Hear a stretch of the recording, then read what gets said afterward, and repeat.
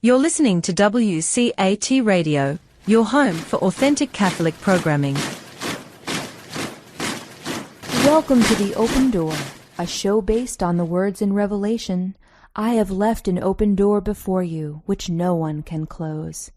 This is WCAT Radio's longest-running show, which opened the door to the radio station in October 2016.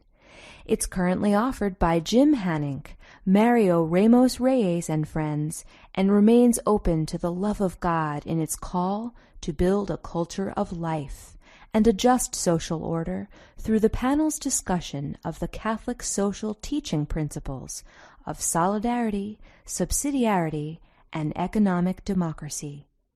The Open Door also explores nonviolence, distributism, and communitarianism.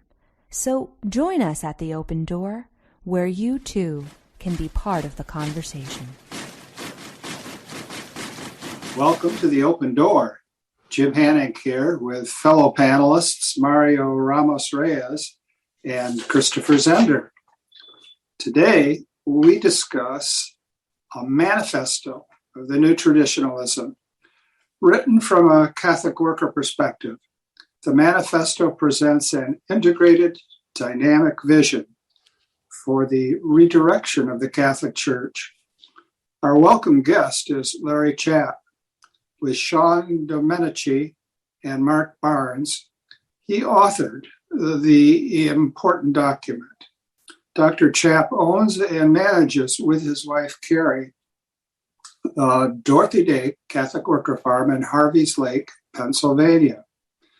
He is the author of Scientific Naturalism and its Challenge to the Christian Faith. Let's begin in prayer. Come, O Holy Spirit, fill the hearts of your faithful and enkindle in them the fire of your love. Send forth your Spirit, and they shall be created, and you shall renew the face of the earth. O God, who has taught the hearts of the faithful by the light of the Holy Spirit, grant that by the gift of the same Spirit, we may be always truly wise and ever rejoice in his consolation. Through Christ our Lord. Amen. Amen. Traditionalism.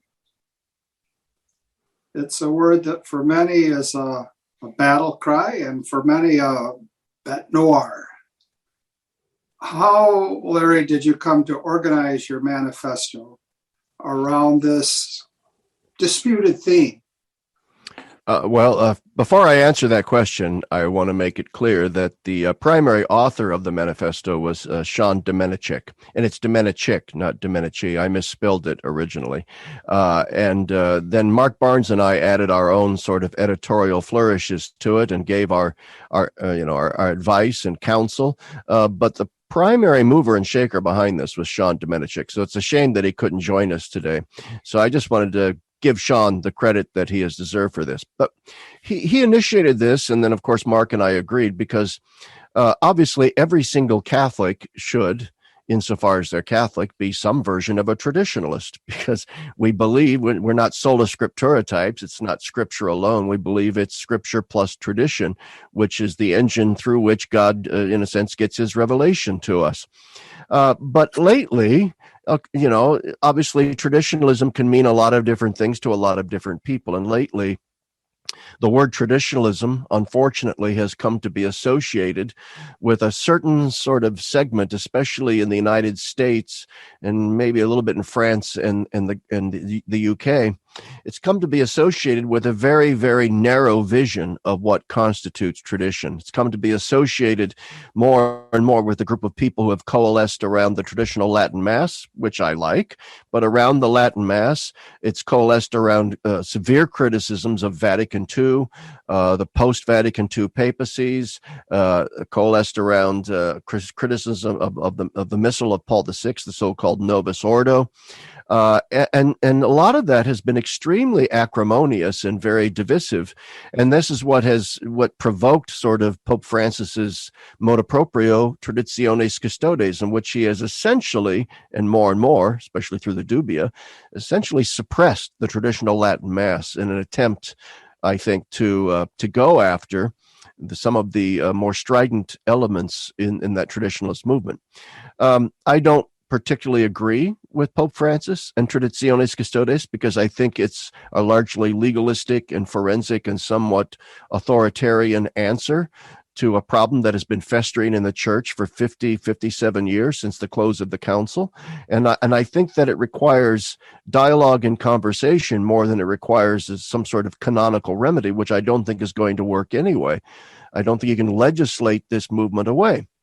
So therefore, that's why even before Traditionis arose, we decided that it was time to issue, in a sense, a manifesto on what constitutes, in our vision, a true traditionalism, so that, all of us who are traditionalists in some sense don't get brushed with the same brush, that we don't get associated with the more radical traditionalists.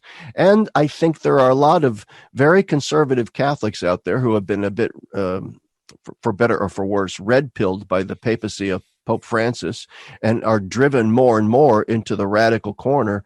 We wrote this essentially for those conservative Catholics who are struggling right now with trying to figure out what is going on in the church. And the temptation is to very simplistically gravitate towards these more angry traditionalist wings. And we wanted to reach out to them. The manifesto is not going to appeal to progressive Catholics who really don't care that much for traditionalism and who simply want to forge ahead with all kinds of, innovative things.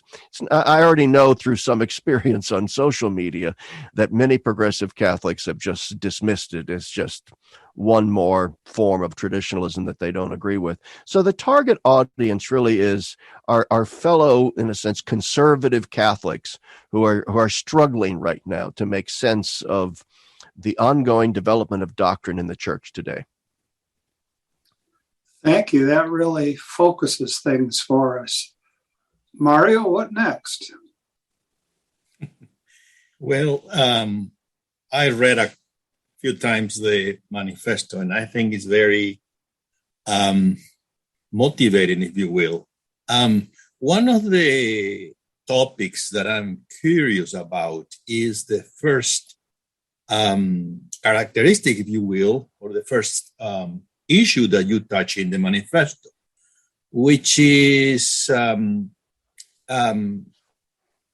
abandoning the church as a fortress, as a defensive castle, rather, and instead you are focusing on a missionary zeal. Now, looking around what is happening today, it seems that approach for many people is at least insufficient. And the reason why is that today the forces of secularism are inside the church, at least to some extent. So that may have been more an approach for, let's say, 1960s, 1950s. And you can mention there the book in 53, I think it was, from Balthasar about the raising the bastion and raising the bastions, yeah. Right. And so what do you make? How then we have to go about and understand this view that you characterize as the defensive church? Wow, that's there's a lot packed into that question. And the first thing that I would point out is that you have to pay careful attention to the prehistory before the Second Vatican Council in order to understand what we mean by the sort of fortress church.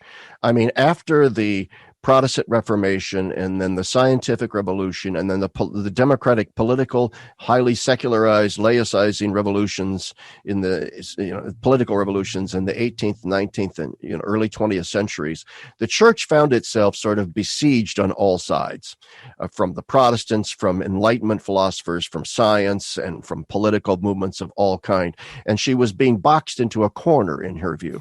So after the Council of Trent, the church began, and the Reformation Reformation and all these various isms that were coming at the church really did, for a time, and perhaps necessarily so, kind of went into a sort of shell and sort of a circle the wagons mentality. And a theology emerged based on Thomas Aquinas, but developing him, called neo-scholasticism, which was an attempt to apply the doctrines of Thomas Aquinas to our time. And neo-scholasticism was very oriented towards refuting errors, refuting heresy, refuting philosophical errors, refuting the errors of the age. And in many ways, it was very good at that, and it was very successful. In some ways, almost too successful, because there then developed this mentality in the church that we're besieged. We need to hang on to this neo-scholastic philosophy. We cannot engage the world because the world is against us.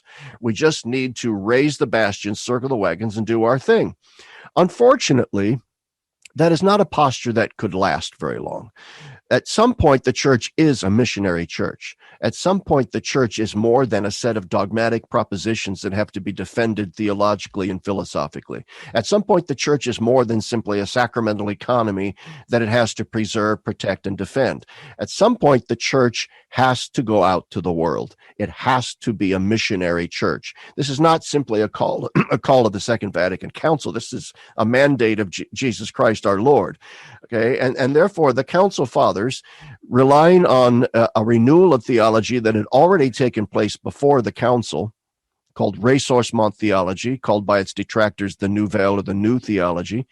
It was a theology that didn't so much repudiate neo-scholasticism as it sought to go beyond it, to reach back to the Church Fathers, to reach back to a renewal of Scripture, to renew moral theology, to engage modern philosophy, to engage modern culture. Now, in some ways, of course, what came after the Council, the cultural and political tsunami that hit the church after the Council, scuttled that entire project as it was co-opted in so many ways by the progressive wing of the church. Okay, and that's what we're dealing with now. Pope Benedict Joseph Ratzinger said there are two councils, the real council and then the council of the mass media, that spun the council along with progressive Catholic theologians as a liberalizing council, as a secularizing council. And that's, in a sense, the council that we got. That's the council that got sort of ensconced in the popular imagination. And that led to all the distortions and deformations in the church that we saw. And so it's a very complicated mess because the causes of the turmoil after the council are multifocal. It's a fallacy, a post hoc ergo propter hoc logical fallacy to say these things happened after the council, therefore they were because of the council. In a lot of ways, the council was an accelerant, but it was accelerating things, the combustibles that were already there in the church. And so it's our claim, my claim especially, that these distortions would have entered into the church with or without the council, because the cultural and political tsunami that was sweeping over Western civilization was not going to be met and defeated by a Catholic Church with a little Thomas Aquinas and meatless Fridays. That simply wasn't going to happen. As you see in many other religions around the world, secularization has taken place with or without major councils of any kind to give it an impetus. So I think it's a flawed traditionalism, and that's what we're fighting here, that wants to say, okay, as you pointed out, we have all these problems in the church. As Pope Paul said, the smoke of Satan has entered the church has become secularized, the council is at fault. And therefore, if we just go back before the council, we will solve the problem. We just need to repudiate everything that happened at the council and after the council. And our vision is that this is an altogether wrong-headed way to approach this, because there were already deep problems in the church before the council, as no less alike than Joseph Ratzinger noted in 1958 in a bombshell article. More context, Christopher. Yeah, two things I'm eager to ask you about, but in response to what you said, I'm not sure. I think the characterization of the preconciliar church is maybe too simplistic in this case. Because at the same time you had, of course, I think there's a lot, what you said is true about the fortress mentality, but there was also the period after Trent. I mean, you figure you had the whole development of the Baroque art and the Baroque styles, which Yes. it was very vibrant. I mean, I don't know if it's like it, but it was vibrant, and it was active, and you had, I mean, some of the greatest missionary impulses in the church after the Council of Trent. I can think of popes like Benedict XIV. I mean, you just have guys like Leo XII, but Pius VII, early Pius IX, Leo XIII, Pius XI, who wrote, I think, the most radical social encyclical yet in terms of its real engagement. I just don't. I see that there is, and maybe in theology there was a kind of stiffening that occurred. But it's not clear to me that really characterizes the period between Trent and Vatican II. That's the first thing. So, okay, I'll respond to that. Well, first off, that's a really good caveat, because everything you just said is true. I don't mean to mischaracterize the entirety of the church's life during this era. I'm particularly fond of some of the Baroque things that you mentioned, and you got great saints. After the Council of Trent in the church, great intellectuals. And it's absolutely true that the great flourishing of Catholic intellectual life that you saw, say, in the mid-20th century, literary and theological and philosophical across the board, that all of these people were the product of the pre-conciliar church. So it's not as if there wasn't life in that church and there wasn't sap in the veins of that tree, because there were, and nothing that I say, I hope, doesn't imply that. You are correct. You put your finger on something. I'm a theologian, and I'm focusing on what I consider to have been, and many others like Balthasar, a moribund theology that had settled into the church that was very, very defensive. Furthermore, there was a lot of missionary activity during this period of time, but we have to be careful about that, because a lot of that missionary activity was also aided and abetted by colonization, aided and abetted by the discovery of the New World, by the expansion of European power around the world. And I'm not saying the church colluded with that, and colluded with, sometimes it did. But the fact remains is that these were very complex phenomena, the missionary activity that we saw, and carried with it a mixed legacy, a legacy both of evangelization but also of oppression, and we simply have to frankly admit that. For someone like Bartolomé de las Casas, who can be praised for being one of the first people to champion, human rights for the natives here in the Western Hemisphere, was also complicit in some nasty things, so we have to be there, I think, very careful to say, hey, look at all the vibrancy that was there in the missionary activity. And I'll say that. Furthermore, I think the missionary activity, insofar it was true missionary activity and evangelical, would have been even better had it not been tied necessarily to a Tridentine form of liturgy, a Tridentine form of scholastic theology and philosophy. I think that it might have even flourished even more had it not been, in a sense, shackled by some of those things. And I do see it as a shackle. And there were missionaries around the world who saw that as a kind of shackle. So it's a mixed thing. But my focus is primarily on theology and the neo-scholastic theology. And it has to be acknowledged, for example, that the Second Vatican Council, for better or for worse, was, even though it billed itself as a pastoral council, was really a council of theologians. And the sort of reform that it sought to ensconce in the church was a kind of reform of the kind of theology that was out there at the time. In that sense, the council is limited and time-bound and historically conditioned as a council that sought to overcome the defensive fortress mentality of neo-scholastic thinking. And in some ways, they threw the baby out with the bathwater, and we could talk about that. But anyway, that's my answer to your first question. I assume you have others. Yeah, I guess one more point on that. Neo-scholasticism, I would think, though, that much of the theology of it depends what you mean by neo-scholasticism. Do you mean neo-Thomism? Do you mean Scotism? Do you mean there's another thing, number of things that go by the term scholasticism, but neo-scholasticism, I don't know in terms of Thomism, what motivated much of the missionary activity, say, of the 17th and 18th centuries, because it really wasn't, there was a revival of Thomism abroad, but that's a small point. My question would be this. You talked about how all Catholics need to be traditionalists because we hold to tradition. But I think it's precisely the question that people are having now, or one of the problems is a lack of clarity as to what is meant by tradition. When I read the traditionalists, it seems what they mean by tradition is everything that has been handed down. So this liturgy, the liturgy that was codified at Trent, which has its roots obviously much in the previous ages, that liturgy is the tradition, as they call it, and therefore to alter that liturgy is to alter the tradition, and therefore it's to move away from being Catholic. One writer actually says that the Nomus Order itself is dangerous to Catholicism because of this very thing. So, what do you mean when you say that we must hold to the tradition? What is the tradition? Well, everything that you just said is tradition, and the liturgy, I think, in particular, is part of the tradition.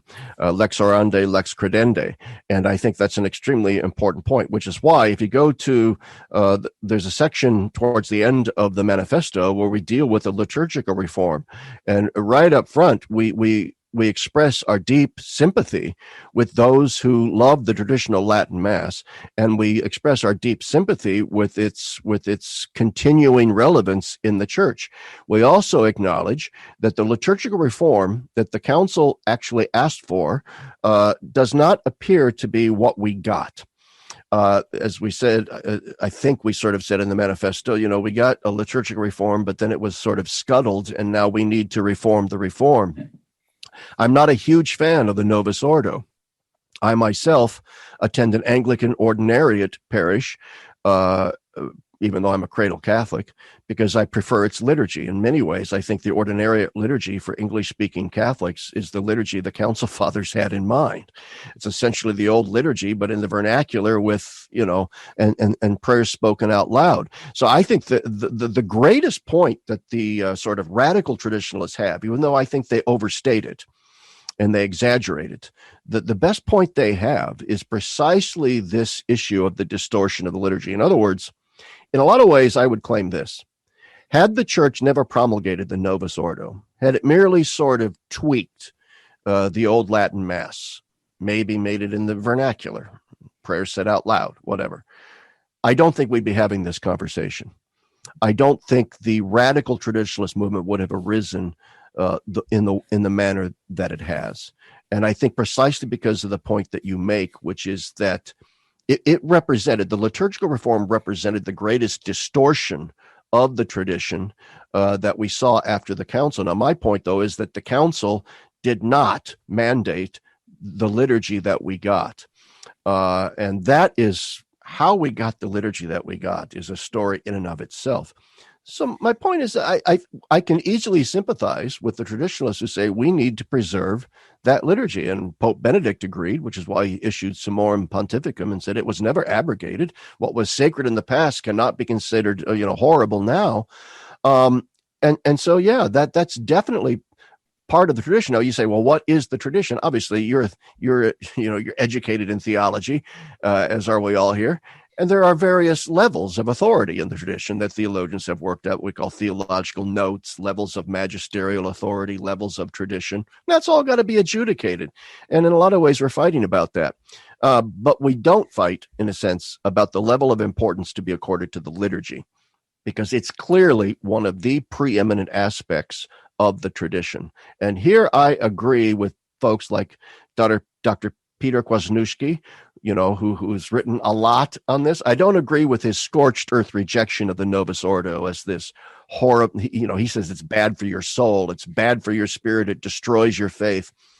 Too many counterexamples of the Novus Ordo sustaining people's faith to take that seriously. But Dr. Peter K. is absolutely on target in his criticisms of the liturgical reform. In a lot of ways, he is.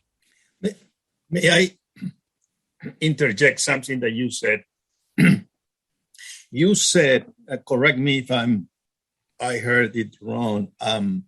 You say we wouldn't have this conversation if the Nomus Order was not put in place. My reaction to that, I'm not sure. And the reason why I'm saying I'm not sure is because the confrontation, if you will, between theologian and philosopher who want to go back to the old Christendom, and those who were challenging these new times in order to find a new ways of proposing the church and Christ to the new era, was taking place in the 1930s. I just remember the huge debate that was took place in Spain with the Maritain proposal of a new Christendom, and he was about to be even condemned. There was a letter to to Rome, and Garrigou-Lagrange stopped, even though he disagreed with Maritain. So the whole struggle about what is history, what is religious freedom, what is a human person, everything else was already raging in the 1940s. So the two forces that you have today, much less intellectually educated, were already taking place in the 40s. On the top of that, there was already also a liturgical movement. And Guardini was one of the Bouillet, Guardini. leaders. So my point is that it's not just the liturgy. I think there is a deeper reason why we are in this situation today. First off, I love talking to you guys because you're hitting all the right neuralgic points. I mean, a manifesto by definition has to be very sort of, it's got to be short and speak in broad generalities. And you guys are really zeroing in on the sort of issues that are lurking behind all of this that have to be discussed. So I love this. First off, it's one of my central points and all of my blogging and everything, that there were huge issues going on in the pre-conciliar church already, which is why I think we would have had some massive distortions in the church after, in the 60s and 70s, even if there had been no council. Specifically, debates, as you said, on anthropology, the relationship between nature and grace, that whole debate between de Lubac, Lagrange, the neo-scholastics on, is God our single final natural end, or is it a secondary sort of end? Those seems like esoteric debates to most people, but they're not. They absolutely go to the core of what the issues were. And then, of course, there was Dignitatis Humanae at the Second Vatican Council, which embraced the notion of religious freedom while not challenging per se the idea of confessional states, of Christendom, as you called it. Now, my point, though, is this about the liturgy, and perhaps I overstated my case, so this is another good caveat. My point is, and we can conjecture, and who knows what really would have happened. But my attitude is, had the traditional Latin Mass sort of basically been kept intact with some modifications and tweakings to it, I think that the nature of the debate would have been less acrimonious. I think it would have remained more on the level of theologians and academic debate and academic dispute, with all kinds of disputations going back and forth, even on the contentious issue of religious freedom, which what Archbishop Lefebvre was really most upset about, although he did vote for Dignitatis Humanae at the council, only later then to repudiate it. All that said, though, my point is that we're talking in a sense about the modern radical traditionalists. And obviously there would have been strong debates ongoing in the church that began in the 20s, 30s, and 40s and would have continued on, even had there been no council in the church. But I think they have been exponentially increased in their intensity because of the distortions introduced into the church by the liturgical reforms, and the liturgical reform that then created a kind of entirely new church atmosphere, an entirely new church culture that then really, really created even stronger binaries. Notice how, for example, most Catholics in the post-conciliar church did not sit around debating over coffee in their parish donut hour after Mass, religious freedom or nature and grace. They sat around debating whether or not you liked guitar masses or Latin masses and those kinds of things. We cannot overestimate the impact I think that those liturgical changes had, and we might still be having a very acrimonious debate right now and all these polarizations, even without the liturgical changes. But I really do believe that those changes were critical. Let me ask how you would locate in the time before Vatican II, how you would locate John Henry Newman. Okay. I think he was very influential with the Ressourcement thinkers in particular. I think two aspects of his writings I think were most important. The first one being his classic book on an essay on the development of doctrine. And that essay, though I think it has flaws, as has been pointed out by some, was the kind of Grundschrift that a lot of 20th century Catholic thinkers were using as they wrote, too, about the nature of the development of doctrine. So Newman lurks definitely in the background there with regard to any discussion of that. But also Newman's writings on the moral conscience.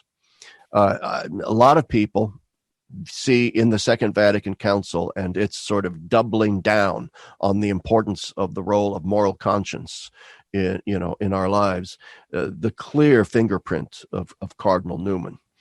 And obviously Newman is just being very Thomistic in a lot of ways. Aquinas said the same thing. You have to follow the last best moral judgment of your conscience, even if it's erroneous. Because you don't know it's erroneous, you think it's right. But Newman really doubled down on that, and I think those were the two things that where Newman was most influential. Although you don't see him explicitly quoted a lot in Ressourcement thinkers, but I think his influence was definitely there. Now, in terms of philosophy, theology, the interplay of the two, and still Newman, what about the grammar of Ascent? Is that something that shows us how to go beyond scholasticism, or shows us something that develops a different dimension of the Catholic intellectual life without in any way rejecting scholasticism? The grammar of Ascent definitely does not reject scholasticism or Aquinas, neo-scholasticism. Before I go on, I want to go back to something Christopher said about the various kinds of neo-scholasticism were there, because it's pertinent to this question as well. Tracy Rowland, the Australian theologian Tracy Rowland, in her great book, Catholic Theology, there's a section in the middle part there where she identifies no fewer than 17 different schools of Thomism that arose in the 19th and 20th centuries. So Christopher's question there about what really constitutes neo-scholasticism is a good one. And in a lot of ways, I'm thinking of the manualist tradition that was really the source of most formation in Catholic seminaries. Anyway, Newman definitely goes beyond that. He doesn't repudiate it, but he goes beyond it. And what he does, I think, in A Grammar of Ascent is something that Hans-Urs von Balthasar noted in a famous essay called The Fathers, the Scholastics, and Ourselves. He goes through each one of those eras, and he points out the strengths and weaknesses of both patristic theology and then scholastic theology. And then, of course, even modern thinking. And one of the things that Balthasar points out, that modern thought does advance in ways that go beyond even Thomistic psychology and epistemology, is the importance of human subjectivity and exactly how complex human subjectivity is, and how complex, therefore, the development of a moral conscience is, and all of the socio-cultural factors that go into the formation of our personhood, the formation of our subjectivity, and therefore the formation of our moral consciences. I think Newman, though an implacable enemy of modern political liberalism and religious indifferentism, and he saw that as the gravest threat to the church in the modern world. This shows the sophistication of his thought. Nevertheless, in The Grammar of Ascent, he builds off some of the insights of modern thinking to develop his notion of how do we really come to assent to the faith? How do we really come to be people of faith? We have notional assent, and then we have sort of real assent. And there's a lot of other distinctions in there as well. It's actually my favorite thing that he ever wrote, The Grammar of Assent, and it was extremely seminal in my own intellectual formation. And I think that, too, was very important to ressource-mon thinkers who were trying to develop a more evangelical understanding of the faith, rather than a strictly sort of propositional, dogmatic, deductive concept of the faith as, assenting to a set of doctrines. Important as that is, that there has to be something deeper than that, something more charismatic, existential, all that in the act of faith. And I think Newman delimbs this for us. Well, let me call attention to three more figures and ask you how you see them in terms of your own vision. Dorothy Day and Peter Morin and Jacques Maritain. Well, obviously, since I run a Catholic worker farm, and I wrote this manifesto in conjunction with Sean Domencic, who runs a Catholic worker house in Pennsylvania here, the vision of Dorothy Day and Peter Morin were absolutely critical in my later intellectual development. I wasn't really that cognizant of them in my early years of graduate studies and my early years as a theological scholar. I was so very focused on Balthasar and the ressourcement school of thought, which is my limitation. It's my strength. It's also my limitation. It's my wheelhouse, but I don't know much outside of that wheelhouse. But then I got introduced to Dorothy Day and Peter Morin, and it really was like an explosion in my head, because here were two lay people in the preconciliar church who carved out a space for a form of radical Christian existence that put an emphasis both on fidelity to the church, but also a kind of radical counter-witness to the power structures of the world. That greatly appeals to me. And one Protestant theologian that I really like is Stanley Hauerwas. And my approach to culture and politics is very Hauerwasian, if you want to put it that way. And I see resonances of that Hauerwasian mindset already in the personalists of that era, people like Emmanuel Monnier and others, as well as Day and Morin. And that personalism and their sort of emphasis on the universal call to holiness and the radical living of the Sermon on the Mount really spoke to my heart. We could talk more about the Sermon on the Mount, but then you mentioned Jacques Maritain. Probably the book in my undergraduate years that was most influential in my intellectual formation was Maritain's book, The Degrees of Knowledge, which is about yay thick, and you need a lifetime to digest it. But in many ways, I think it's to me, it's more important than his writings on church and state, on humanism and rights and so on, even though he's brilliant in all those things. I find the epistemology, the mystical epistemology that he lays out in Degrees of Knowledge, to be absolutely breathtaking. And by the way, to go to Christopher's point, I mean, it's done within a certain kind of neo-scholastic thinking, within a certain kind of Thomistic epistemology. But he essentially says, you know what? Reason will cease to be reason, at least unless it completes itself in the mystical, in the mystagogic. And that's vintage Maritain. And I love it. So Maritain was very influential in my belief that you should not separate Catholic intellectual life from sanctity and the pursuit of sanctity, which was Dorothy Day's vision as well. I agree with everything you said. That's wonderful. But Mario always has a further development to bring us ahead. Mario, what's up next? I'm going back to what you said before. I'm curious about your thinking about, you said something about modernity, talking about Descartes. And in many ways, Descartes began focusing on the subject, and I agree with that. So we need not to put aside Descartes altogether, as many people did. because there you have a notion of freedom that we may have lost today in the Catholic tradition. We have some reaction against freedom. Now, freedom is a second act, so that presupposes being. So there is something before that. Now, the question today is that we are somehow either having the notion of freedom as libertarian freedom, I want to do whatever I want, or we want the state, so to speak, to control our freedom or to decide what we ought to be doing. And we have all this struggle today in the pandemic. So we're asking to control if we are going to get the shot or not, and so on.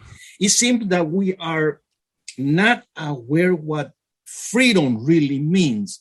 And the reason why is that because we don't have an awareness, particularly in the Catholic tradition, of the Cartesian view, the subjectivity, without all the other things that we can reject.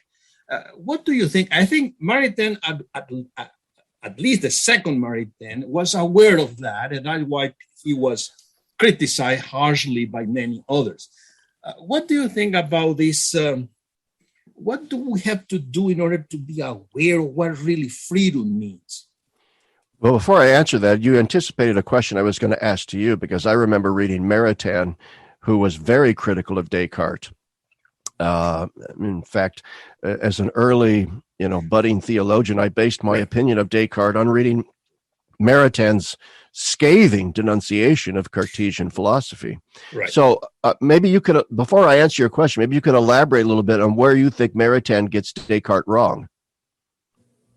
Well, there are many aspects. The mechanism of the human of nature, focusing on thought before being, and so on. But going back to what I said before, right? There is one intuition which is being told by Del Noce about Maritain and about Descartes. And I think he's key in understanding what is happening. And Del Noce said that Maritain made him aware that we could be Catholic and not fascist. And that was after he read Integral Humanism. And after that, he went and analyzed the philosophical meditation on Descartes, where Descartes has a notion of freedom, which we were missing in the Catholic tradition. And so when you start examining all that, you will see that today, I think the idea of freedom is key. Well, you can go back and say, well, no, it's metaphysics, yes. But I don't know if I'm very convoluted on what I'm thinking. No, you're making perfect sense. The problem, I'm a little hamstrung in answering your question, because quite frankly, I'm not a Descartes scholar. I mean, I've read Descartes both as an undergraduate and in graduate school discourse on a system that has much exercised my imagination or occupied my thoughts. So I would be speaking as a pure dilettante, off the cuff, to say anything about whether Descartes was a Cartesian. But to answer your other, what later came to be known as Cartesianism. But to answer your deeper point about how to recover a proper Christian understanding of freedom, recover it from the technocratic abyss into which it has currently fallen. And by the way, I'm glad you mentioned Del Noce, because I think he's just absolutely a brilliant and overlooked thinker. I just had an article in Communio where I really quoted him a lot.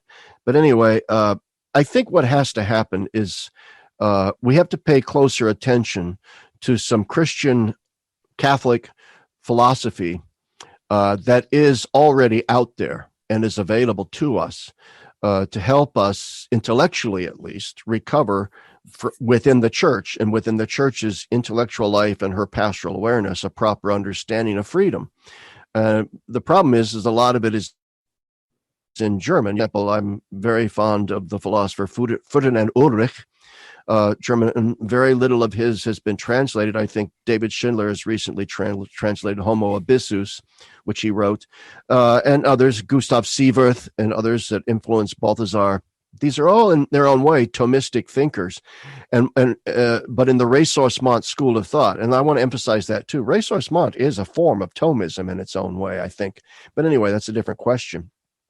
What they want to emphasize is that freedom is relational and is inherently relational, and that we have to pay attention to how human personhood, what you call, the being, the metaphysical essence, if you will, of our personhood, our spiritual substrate, how it is not a monad, how it is not an isolated, atomistic, localized thing, but is constitutively and inherently related to fulfillment in other people and in relationship. And only a freedom that is properly grounded in this more interrelational notion of the person, which, by the way, can be grounded then in modern Trinitarian theologies that want to emphasize the perichoresis in the Trinity and the relationality of the Trinitarian persons, that it's essentially relationality all the way down. And so much so, in fact, that a lot of modern thinkers, say David L. Schindler, for example, and others, would ask the question of whether or not relationality should be actually one of the transcendental properties of being, along with the one, the true, the good. Maybe we need to add relationality as well, because God is a series of relations in the Trinitarian life. And so in order to properly understand human freedom, we need to understand the divine freedom. And people like Balthasar, Sieverth, Ulrich, and others are doing that. Now, how does that translate into pastoral activity? I have no idea, because we're up against it here. We're swimming against a cultural message that says exactly the opposite to all of that. And so there's no magic bullet. There's no pastoral strategy or remedy that's going to change the fact that we are going to encounter resistance to this. And we're going to shrink as a church, as Ratzinger noted already in 1968 in the book Faith in the Future. We're going to shrink. It's just common sociological sort of insight here, that when the entire culture is lined up against you, not the entire culture, but you get what I mean. You're as a religion, you're going to have a tough swim. And all I can do as a theologian is point towards intellectual currents in the church that I think are promising in that regard. And I mentioned a few. By the way, we could recover Maritain too. That would be a big step forward. And Gilson. Christopher, your turn. There's so many things going on here. I don't know. We need more referees and umpires. Yeah, I'm just the point on freedom. I'm always a little allergic to the discussions on it, because I often find it's not very well defined. Yeah, and I like things defined. There's a big difference in freedom between I may and I can, right? And oh yeah, so the whole question. I mean, then practically, I'm a village councilman, so I'm part of the government of 400 people. Oh man, down with the man. Yeah. But when you're talking about practical, when you make ordinances and things, you do curtail freedom, and so so on a practical level, the question often seems fairly easily resolved. But that's another point we can talk about. Have a whole other show talking about freedom. I'm going to ask you what you mean by the bourgeoisie. Yes. The communists and the socialists and the anarchists will talk about the bourgeoisie and with a smack of the lips and a look of distaste on their face, right? Yeah. Bourgeoisie, the basic meaning is the middle class, right? The middle class of society, and that in of itself, there can't be anything wrong with that. We need the middle class of society. What do you when you the manifesto, you talk about bourgeois and bourgeoisie? What are you referring to? Well, first off, I've written several blog posts on what I mean by using the word bourgeois, and it doesn't simply mean middle class, as it's not so much an economic description of a certain economic status as it is a description of a cultural way of life, as defined by folks like Berdayev, Monnier, and others. Tracy Rowland, in her book, her most recent book, talks about it. It's a mindset that that places material well-being and the acquisition of material comfort as essentially the central focus of your civilization, that it's the primary purpose of government, it's the primary purpose of our economy, it's the primary purpose of our educational establishments. I mean, I'm an educator, you guys are educators. I mean, to give people the knowledge they need to get a job, and that's important. People got to work. They have to work. They have to get a job. But in a bourgeois mind, everything gets reduced down to that. And thus, spiritual questions get squeezed out into the peripheries. As Del Noce notes, spiritual questions simply become then these utterly privatized, almost sentimentalized realities that have no public purchase. And this is the point. In a bourgeois culture, the notion that God matters to our social construction on an official level is rejected. In a bourgeois culture, the idea is that we can get along just fine, thank you very much, without in any way, shape, or form dealing with revelation or God or questions of the spiritual as having public purchase, as having public warrant. These are non-public realities. David C. Schindler makes this point in his recent book, The Politics of the Real. What political liberalism does in creating this bourgeois mentality that penultimate values, not ultimate values, but penultimate values, are the centering agent of our culture, squeezes out theological and spiritual questions, subjectivizes them, privatizes them, and puts them on the level of taste, on the level of whether, I choose a Catholic Big Mac, you choose the Hindu Whopper, who cares? It doesn't matter in the long run. What's our GDP this year? What's the unemployment rate this year? That's the mentality of a bourgeois culture. I'm not the first one to notice. Yeah. Now, the problem with the term, of course, is that it's loaded. It was used by Marxists and anarchists to be very pejorative, actually, towards the economic middle class. But that's not what I mean by it. And others have used it as well in non-Marxist tonalities. Anyway. How about economism? Economism. That's something that John Paul talked about. Yeah, I think that's true. I go back all the way to the British economist Tawney, Tawney, wrote that great book, The Acquisitive Society, and he's making very, very similar points. All right, that in some ways the economy works best when the economy is not the central focus of everything, when other humanistic values are allowed to intrude into that and to guide it. And in some ways, it does. Obviously, we don't have a pure capitalist economy. We have Medicare and welfare and all these kinds of things, and a progressive tax code. So you don't want to exaggerate here. But Tawney was and people like E.F. Schumacher and Small is Beautiful, another British economist, making very, very similar points. Yeah, so it's economism, which is sort of at the heart of what I would call the bourgeois project. Do you think, the kind of society that we call bourgeois is also a very dreary society. It suppresses the human desires. And I wonder, I've thought about this, is that in the 1960s, and Jim being our relic from that period can tell us more about this. There were no Hindu Whopper burgers. I don't even know what a Hindu Whopper is. Would a Hindu even eat a Whopper? A Hindu would eat a veggie Whopper. Let's put it that way. Yeah, but I wonder that that's the way the society I grew up in. I was born in '64 and grew up most in the '70s. I was inspired by the desire to escape it constantly, continually. What happened, I wonder if what the church failed to do is actually live up to what the Vatican Council actually said to do and actually challenge that bourgeois society. Instead, the church herself became bourgeois. Man, I think you just won the interwebs today. I think that's the quote of the day, because I think it's so absolutely true. And it pertains to our question of traditionalism here and what we're sort of driving at in the manifesto. One of the things that I think drives the sort of radical traditionalists to become ever more radical and to, in some ways, become more enclosed and sectarian is precisely the boredom of the church. As you said, it's dreary. Young people are leaving the Catholic Church in the United States in droves. I mean, it's just a massive hemorrhaging of young people right now. And as an educator, talked to young people, it's not some great, huge intellectual debate.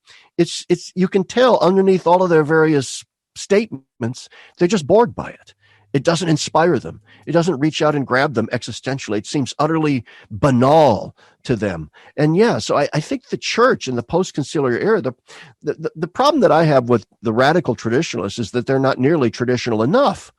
And the fact is that as we approach the Second Vatican Council, instead of viewing it as a modernizing council, I approach it as a radicalizing council that wants to go back to the radix, the root of things, and to unleash a kind of revolution of the heart, as Dorothy Day calls it, to challenge precisely the bourgeois structures of what Bishop Barron calls beige Catholicism, to challenge that. And in many ways, even more than the sort of fortress mentality that you and I can debate a lot, I guess, the thing that I think, and Ratzinger points this out in 1958 in his famous article, The New Paganism in the Church, he points out precisely this point. There was a banality, a mediocrity, a boredom, a staleness that had crept into the church even before the council.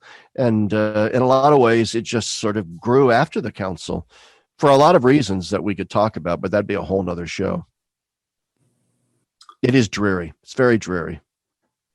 And it can be, I mean, just passing. I mean, what the traditionalists don't see, it can be actually lived in a Nomus Order context. Our parish here in Ohio is a Dominican parish, and it actually is drawing young people in, and it is very vibrant. It's very traditional. Yeah. It's a Novus Ordo Mass in English mostly, and it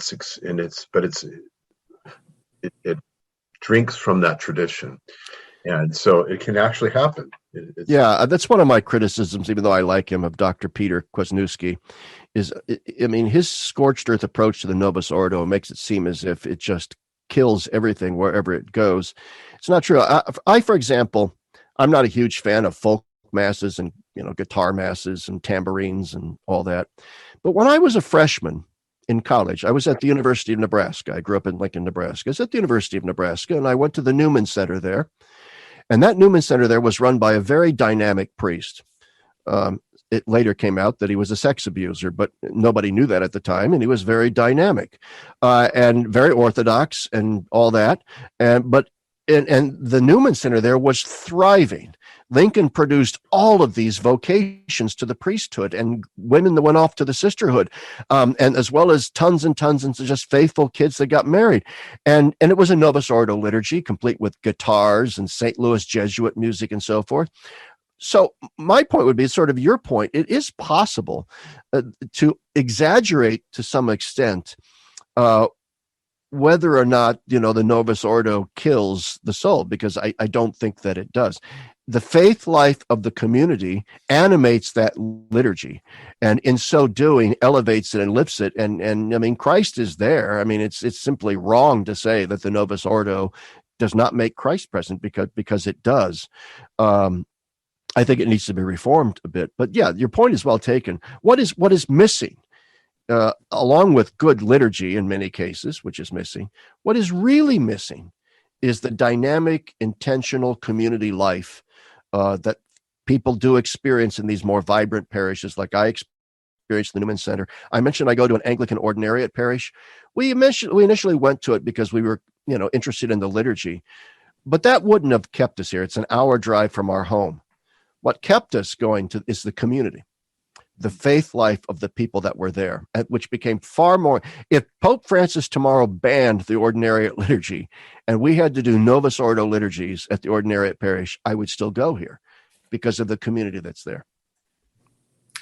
I wonder if it's time for Mario to compare and contrast with Communio e Liberazione and the dynamism therein. Well, we need another hour. But I have I don't know if a reflection or a question that I have to myself. When I read the manifesto, you mentioned the bourgeois individualism that rhetoric is very close. I'm not saying it's the same. It's very close to what I heard many years back about the teología del pueblo, theology of the people.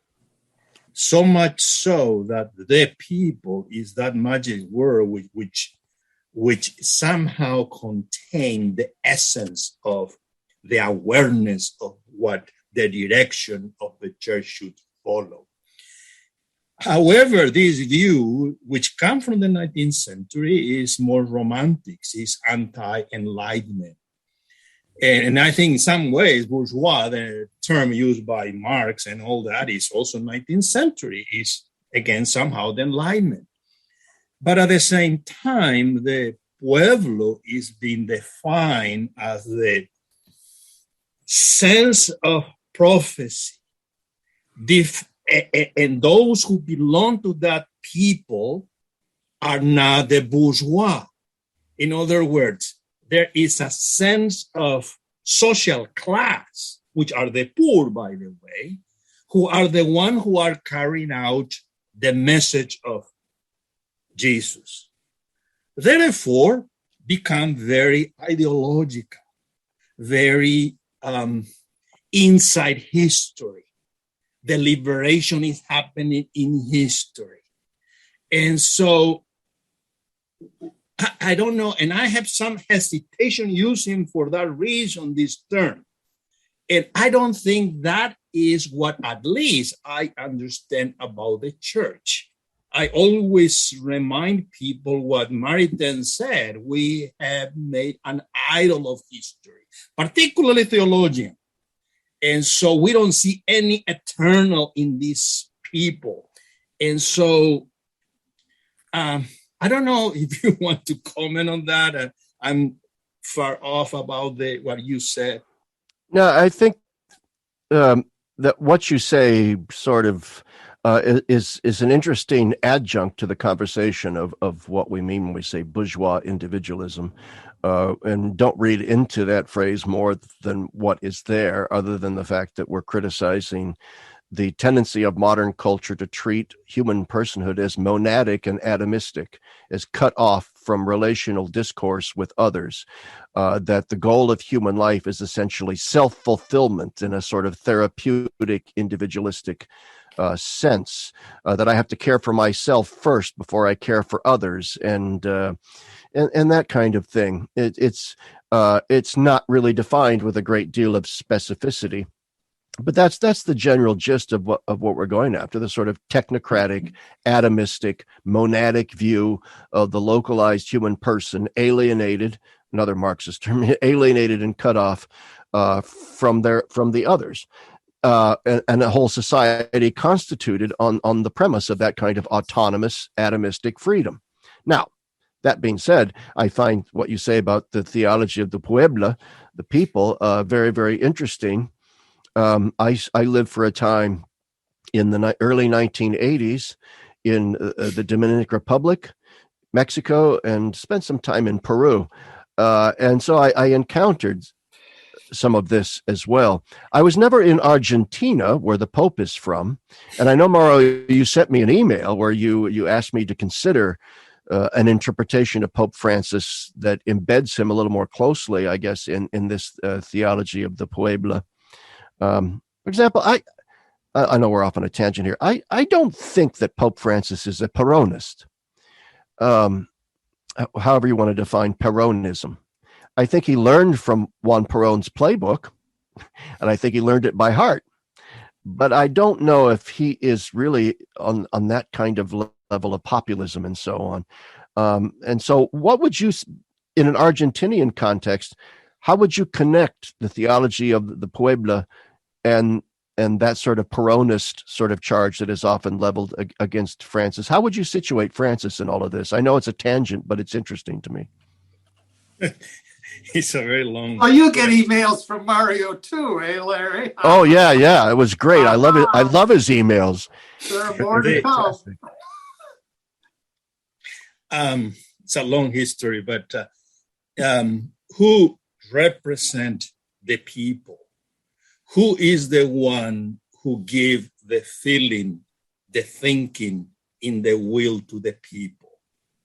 The one whom the people choose. Who is that? The leader. Who is that leader? Juan Perón. So the people is Peronista. The Argentinian are Peronista. Yeah. How then that shape? Well, in many aspects. So where this idea comes from? Basically, it's a romantic idea. The people knows. And that you can trace back 19th century. Now, being fair here, that is very common to many nationalism that were coming from the 19th century all across Latin America, which are understood as populism. So what is the idea which are the opposite to that? Well, the quote-unquote liberal idea or the classical liberalism, which instead of focusing on the people, focusing on the individual, the citizen. Who are the responsible of that? The Enlightenment thinkers, the Lockean, Montesquieu, all this. So the struggle there was between the elite, the Enlightenment, and what you call them populists or the caudillos and so on. And so if that is the case, then the people are the poor, the peasant, the marginalized, and they are the one who are not contaminated with this idea that you are describing as the idea that the bourgeois reject. So that's my point. And so in some aspect, not all, of the Catholic tradition absorb this view of history, not all. And so there's a long debate about that. That is just my, I don't know, the very summarized and simplistic. That was great. Explaining it. No, that was great. I love that. I think you're onto something, and I think you're onto something very important there. To me, that's why I'm always trying to figure out Pope Francis. Always, because to me, he's a very confusing and complex figure. So what you're saying has certain resonances. I'm hearing certain things that Pope Francis has said, certain things he's done, decisions that he has made that seem somewhat reflective of that, and that's why I find it interesting. But anyway, should we continue on? We've gone over an hour. I could sit here for 3 hours. We haven't gone 3 hours. No, I said I could go for 3 hours. Oh, well, we could too, but if we're over an hour, we should end. And we always end with the gospel for the day. And it's from Mark. On leaving the synagogue, Jesus entered the house of Simon and Andrew with James and John. Simon's mother-in-law lay sick with a fever. They immediately told him about her. He approached, grasped her hand,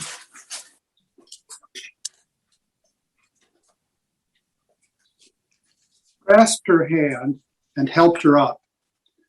Then the fever left her, and she waited on them. When it was evening, after sunset, they brought to him all who were ill or possessed by demons. The whole town was gathered at the door. He cured many who were sick with various diseases, and he drove out many demons, not permitting them to speak because they knew him. Rising very early before dawn, he left and went off to a deserted place where he prayed. Simon and those who were with him pursued him, and on finding him said, "Everyone is looking for you." He told them, "Let us go on to the nearby villages, that I may preach there also. For this purpose have I come." So he went into their synagogues, preaching and driving out demons throughout the whole of Galilee. Come, Lord Jesus, come. Come. Thanks so Thank very you very much. much. Thank you. This is a great conversation. I love talking to you guys. You know we're going to be knocking on your door again, and we thank you very, very much for joining us. Thank you, guys. I love doing your broadcast. Okay. Godspeed to all. But Thank you for listening to a production of WCAT Radio. Please join us in our mission of evangelization. And don't forget, love lifts up when knowledge takes flight.